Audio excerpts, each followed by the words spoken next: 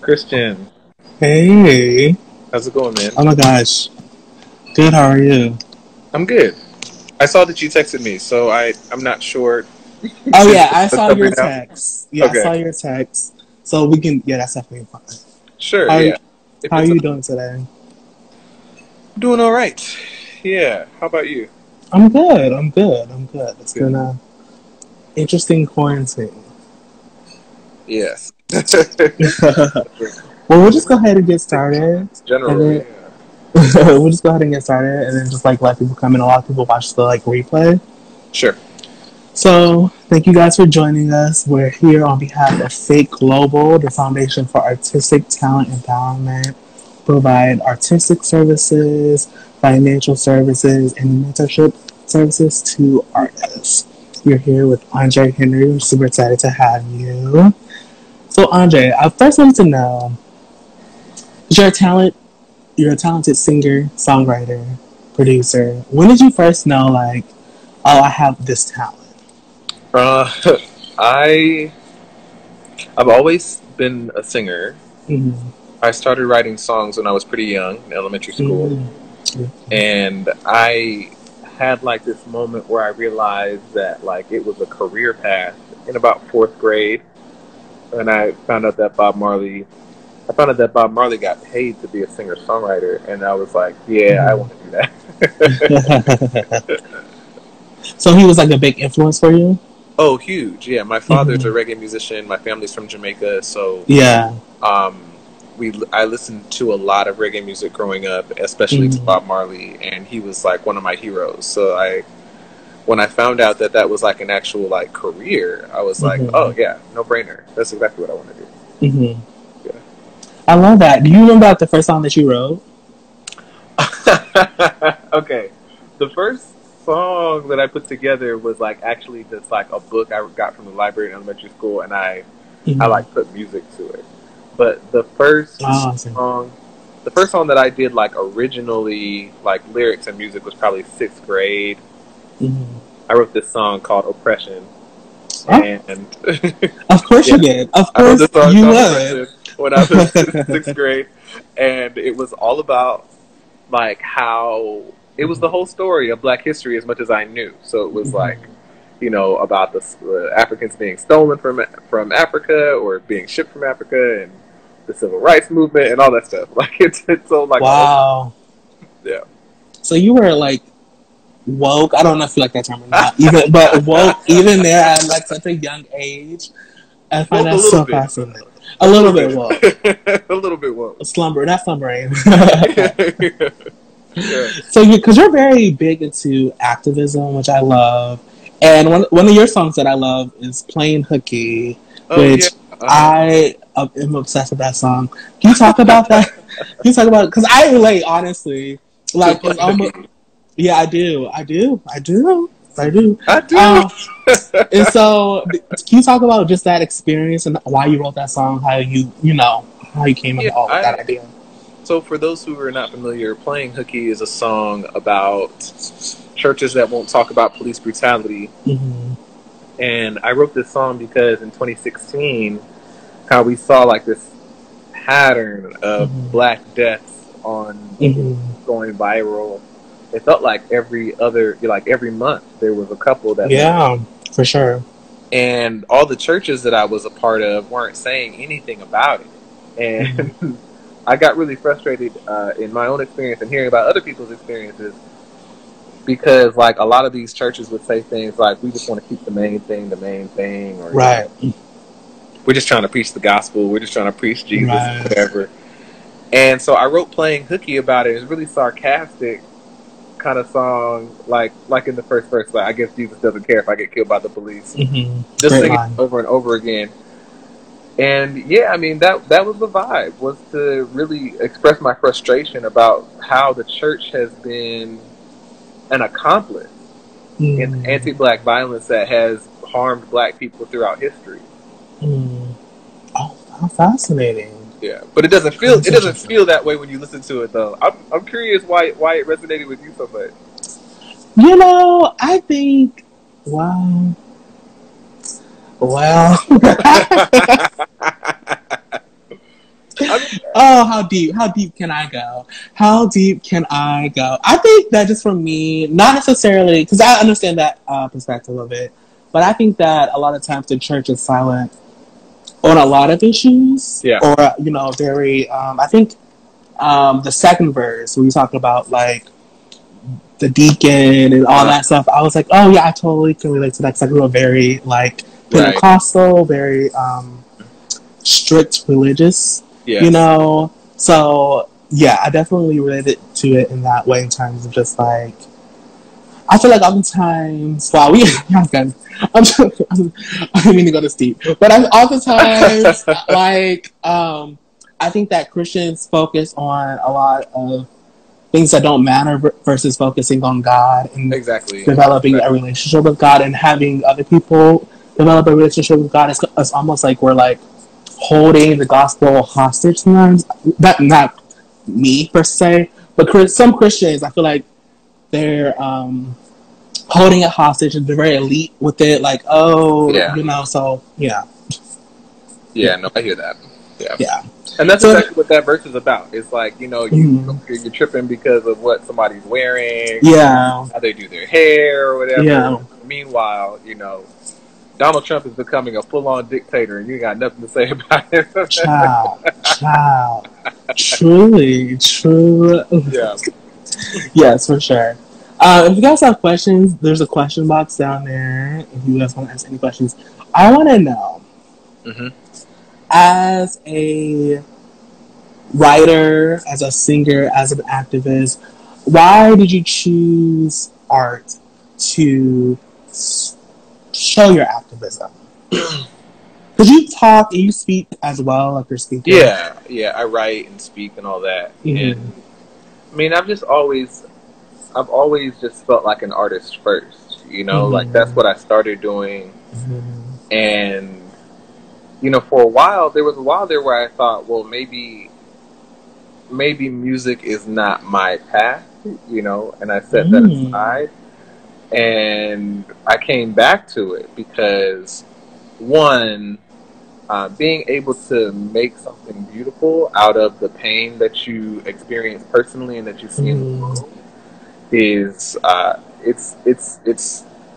it's liberating to do that. Yeah. It's fulfilling to do that. Yeah. I enjoy doing it. It's a way that I'm able to tell the truth that does not just make me feel upset and exhausted afterward. Because when I'm just talking about racism, like, it's a lot of work. It's a different part of your brain that you're using. But when I'm singing about my experience as a black man in the world, it just feels good to tell the truth. Yeah. The other part of that, I think, is with music and with art in general, like, art has a way of shaping and challenging people's imagination that, like, straightforward kind of communication doesn't always reach, So when someone puts on playing Hooky, like, if they don't know what the song is about, it's just like, oh, this is a dope beat, like, they're to it, right? And they might catch what I'm saying later on the more that they listen to it, right? But there are thousands of people who have played that song now, and it's hard to say if as many people would have heard that same message from me if I just like written an article. Oh, fascinating. So then I find that curious because you did say that you didn't feel like at a point you got to a point in your music career that you didn't feel like music was your path, but you're so talented and you write such amazing music. So I'm trying to figure out, how did you get to that level of just being like, I don't think music is my path? Like, how did you get there to that thought process? Yeah, I think that sometimes artists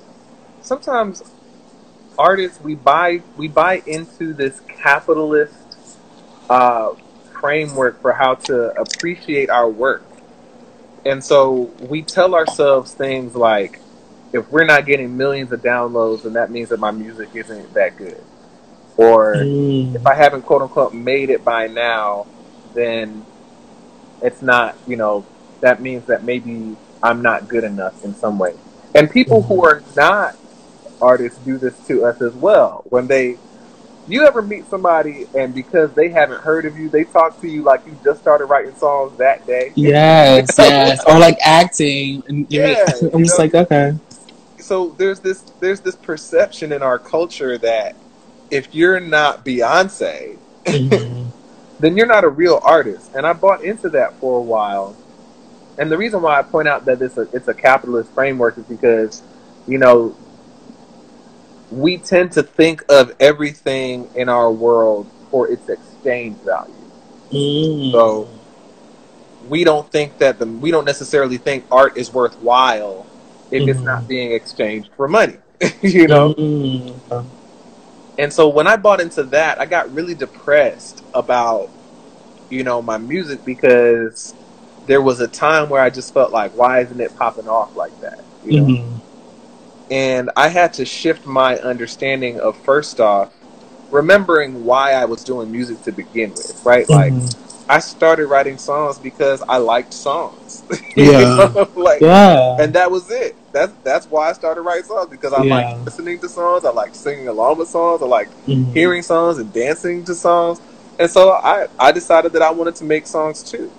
The only reason I decided I wanted to make a career out of it is because everyone tells you, find a job that you love and you'll never work a day in your life, right?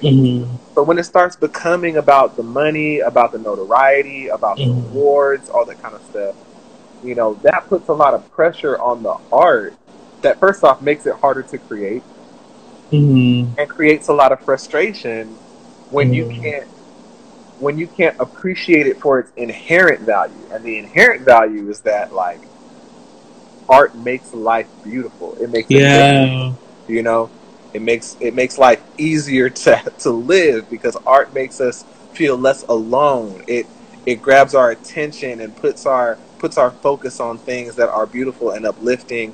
Or even if the song's not beautiful and uplifting, it still puts us in touch with other people who have suffered.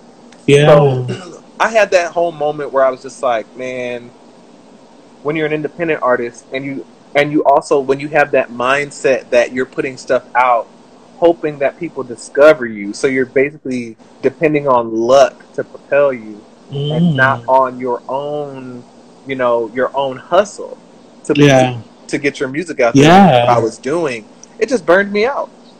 You know, that's the short of it. Is it burned me out? I love that. Yeah, that's so interesting. I can definitely would agree with that 100%.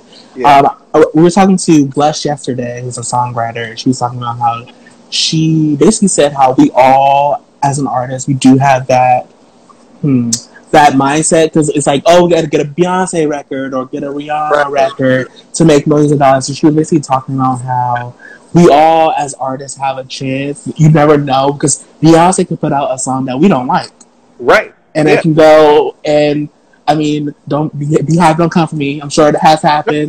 But so just knowing that and being able to be at a rest with your art, and if you love it and trust that the right people will hear it in the right time, is truly beautiful. I would love to know, what is your writing process? Yeah. Well, it depends. It varies, but for the most part. Okay, so I'm just going to put inspiration aside, because when you feel inspired, that's a whole nother thing. Right. Like, yes. When you feel something just hit you, that's whatever hits you and you go with it. Yeah. When I'm not feeling it and I'm like, I need to write, the thing that I do, and I learned this from Jason Bloom. I've read several books about songwriting. I've like studied, you know, to try to understand what makes a good song.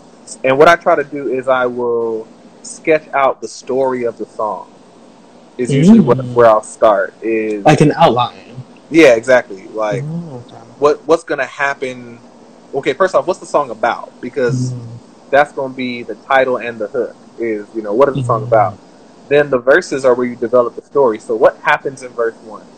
You know, and I just write like a little bit, like a sentence or two about what's supposed to happen in this verse, and then I create lyrics out of that. You know, you know, like, because I've collaborated with several people, and I noticed that some folks who maybe they don't write a lot, they just throw anything at the paper, and whatever they first come up with, that's the song. Oh no! Okay, Like that's an interesting process. yeah, and I'm like, and I'm the type of person that's like, nah, like I want to put some thought into it. So, what happens in this verse? What happens in the second verse? What happens in the bridge if there's going to be a bridge?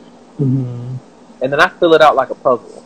You know? Oh, how fascinating! It's like playing Sudoku or something, or like a crossword puzzle or something. You know? Yeah, I think I'm personally probably like a mix of that, because I feel like being an actor as well and having that improv background, I'm more like, okay, let's just put something down, and then I like to come back and like probably too much because I'm probably like a little too critical, but like literally go line by line. Does this make sense? Is this a story that I'm telling? Yeah. Is it relatable? So yeah, I can totally feel like that aspect of it. Yeah, for sure. Yeah, and I think that I just spoke about the lyrical part because I think that's, for me, that's my favorite part of the songwriting process. But usually I have like a bunch of ideas saved in my phone, so I might scroll through something or sit down and play my guitar and just get the groove in my head, and then I'll try to like construct a story around it. Yeah. So then you'll start with the groove, you were saying?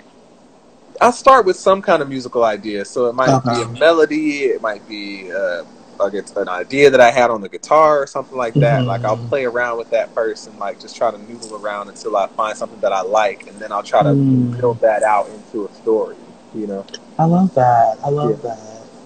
Awesome. Again, you guys, we are here on behalf of F.A.T.E Global. An amazing songwriter, amazing artist, activist, writer. I mean, you have so many titles, so many jobs. I love it. I love it. I love it. So I would love to know, do you have any advice that you would give to up-and-coming songwriters or artists?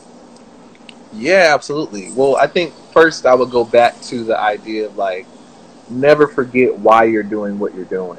You know, because if you're doing this because you love art, then you know, then you want to always make sure that the thing that you're creating is something that you love. You know, sometimes you got to do projects because they pay. You know, but always keep your own thing on the side at least, to where you're creating because you love to create. You know,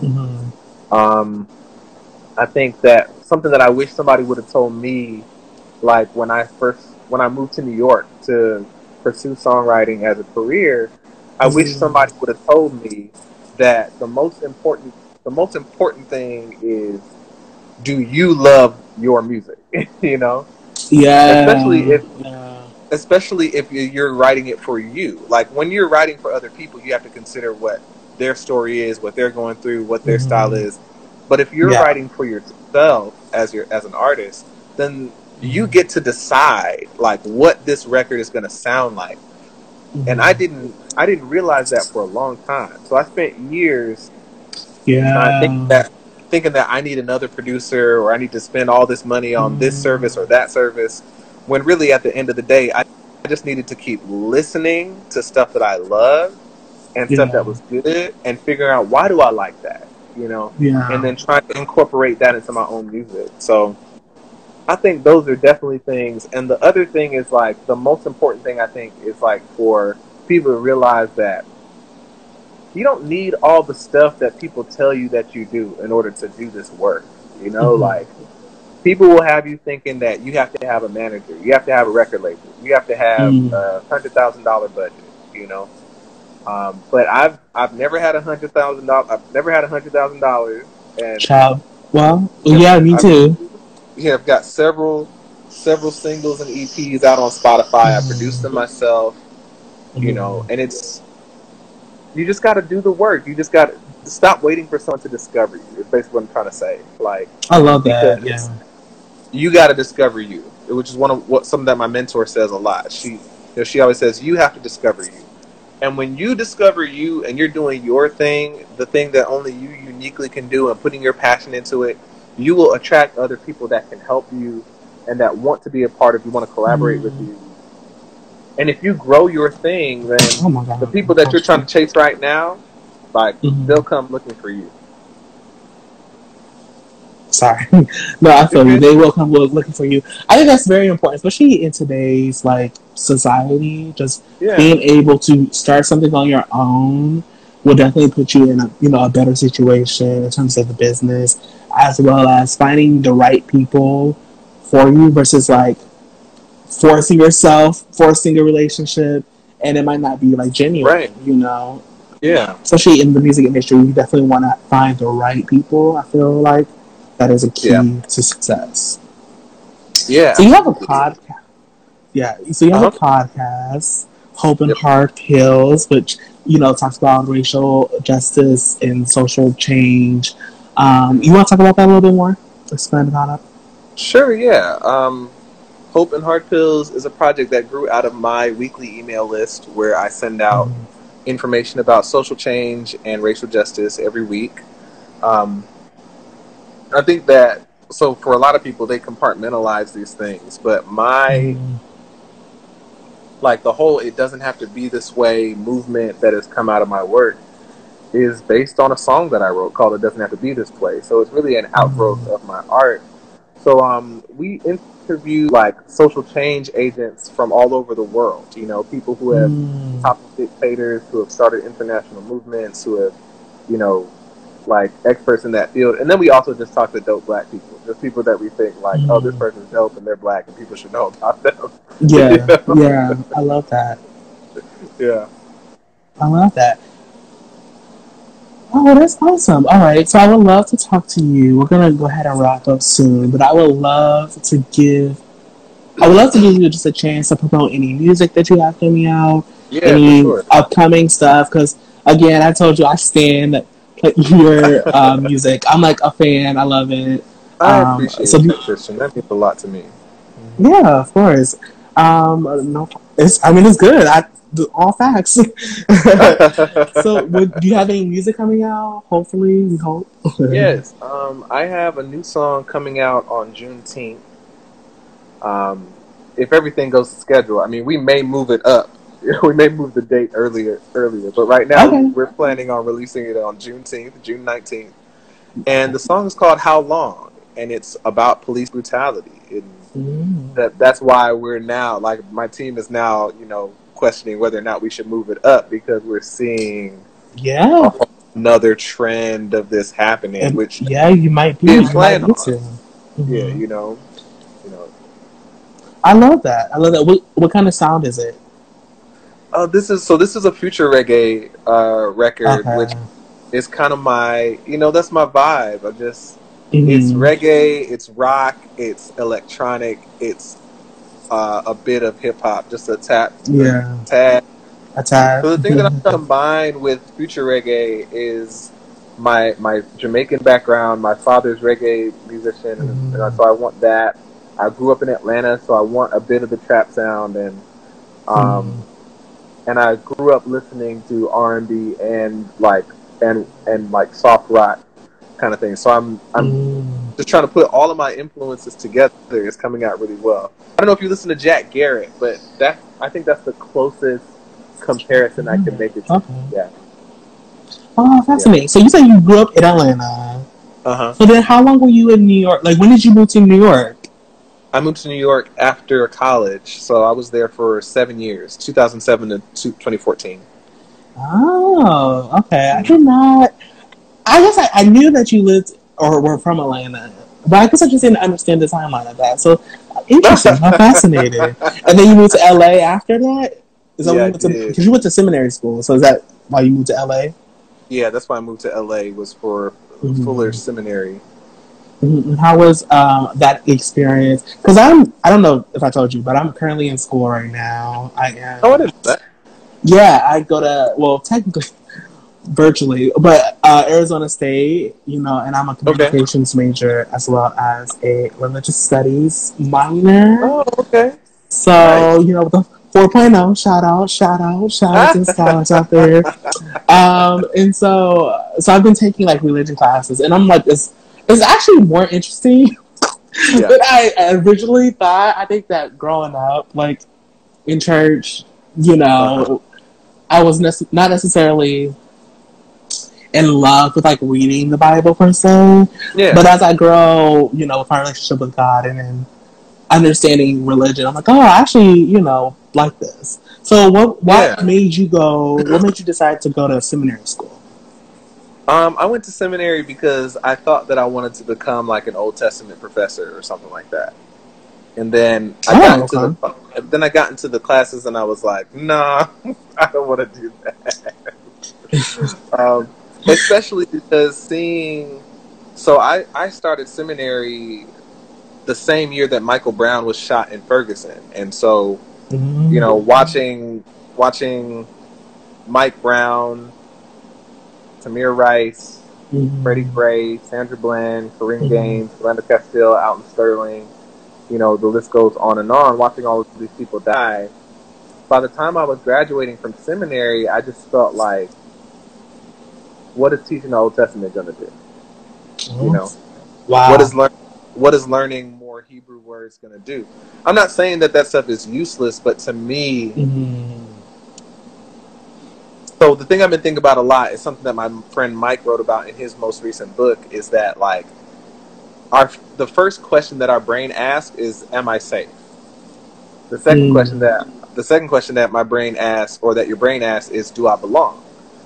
And until you feel safe, until you feel like you're safe and like you belong, your higher functioning brain, your rational brain, doesn't really take over. Like, those are the first questions that go through your mind. You know? And so for me, like, translating Hebrew is something that's like that you do with the higher functions of your brain, right? You have to have the luxury of already feeling safe and like you belong, I think, in order to feel like you have the margin to be able to do that. And I just didn't feel that way anymore watching all these people die, you know, on Facebook. So it felt way more important to answer these questions of, how can Black people be safe? And how can we belong in the world? You know? So by the time I was done with seminary, I was really uninterested with theological questions, you know, because they seem to lead to debates and conversations about stuff that I didn't feel like were immediately relevant to our lives anymore.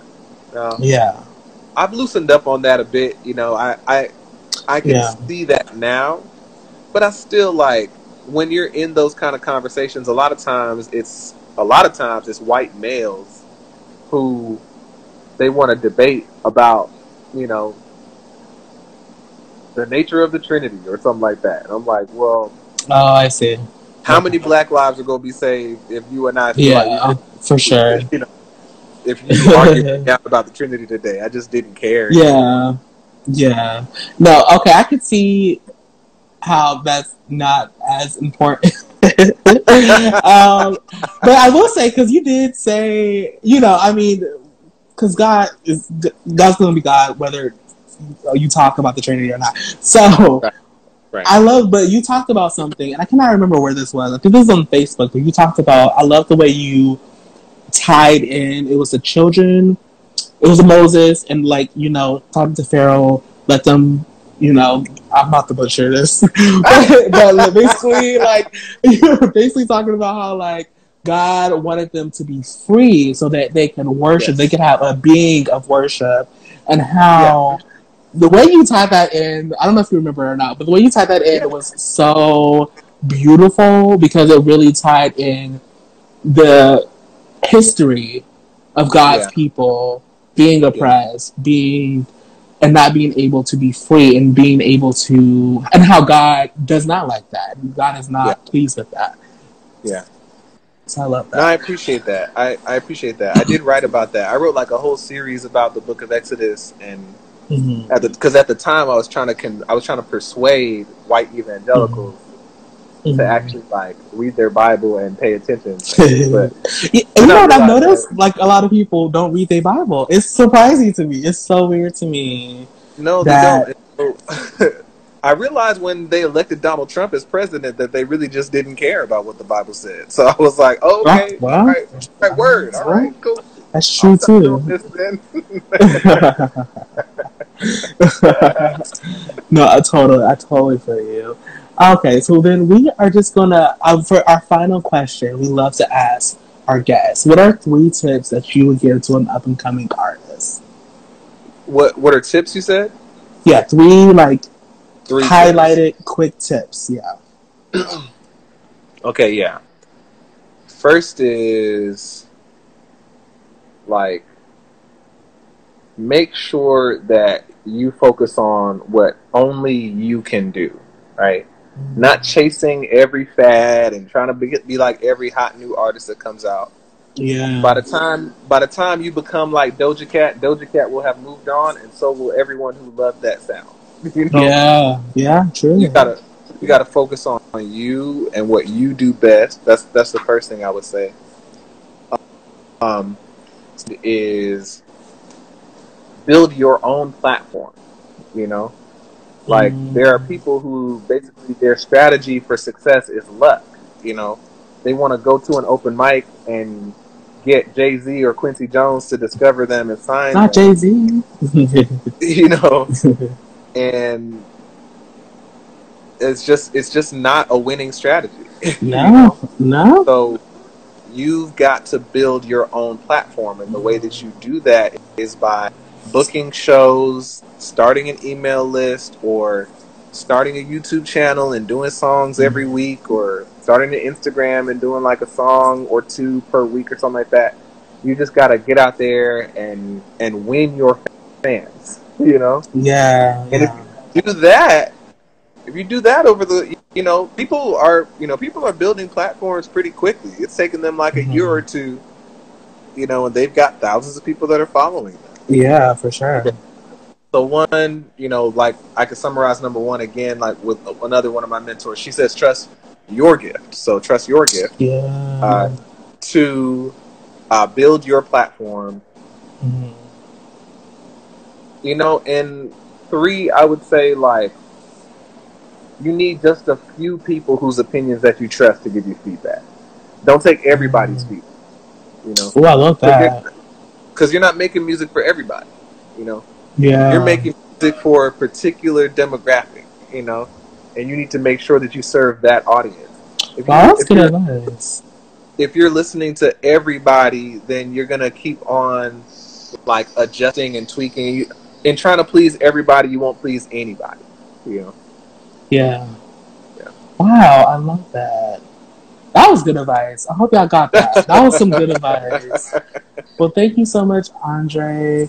Again, Thank you. follow us at F.A.T.E Global. Follow me for next favors at the next favors. Everything's pinned down at the bottom, and follow Andre. Thank you again so much. Word. Oh, thanks for having me. I appreciate it.